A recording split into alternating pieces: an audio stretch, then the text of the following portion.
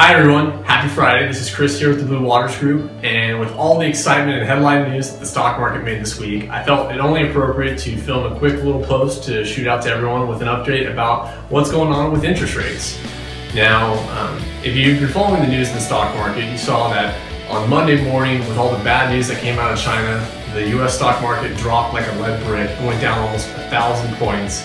Then it recovered and bounced back on the same day, only to take another dip on Monday, and then again another recovery, so a total roller coaster ride. And then on Wednesday and Thursday, it bounced back and had its greatest rally in over 4 years, two-day rally in over 4 years. And today, the stock market actually closed up higher than it did last Friday before all this madness even ensued. Now you might be wondering, well, what does all this have to do with interest rates? And that's a great question. Now there's not a direct cause and effect relationship between interest rates and the stock market, but whenever there's bad news about the overall economy, that usually means that interest rates tend to drop lower. And if we take a look at where interest rates were in the beginning of the year back in January, they were hovering right about where they are now, just below 4%. And of course I'm talking about the cookie cutter vanilla 30-year fixed mortgage rates. That's what most people get. So in the beginning of the year, a 30-year fix was going for around 3.9%, and that's what most quotes are around today. So, and the million-dollar question, or the topic that everyone has to bring up whenever you're talking about interest rates, is the Fed.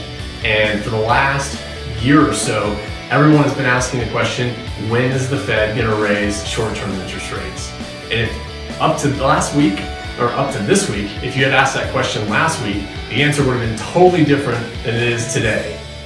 Everyone thought that September was the time that the Fed was finally going to pull the trigger and raise short-term interest rates. But after all the volatility and action that happened this week, now word out of Washington is that they might hold off until October, December, maybe even next year, 2016, before they take any action, because the Fed officials just feel like they're walking on thin ice with the economy right now, and they don't want to do anything to upset this kind of delicate balance that we're in. Well, again, what does that mean for you?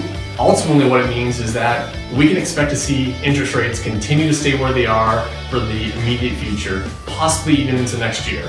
So if you're wondering about maybe is now the right time to consider refinancing, or if you're possibly thinking about purchasing but you're not sure if you can qualify for the loan or the interest rate, give us a call and I'd be glad to talk to you about all your options. So, thanks for listening.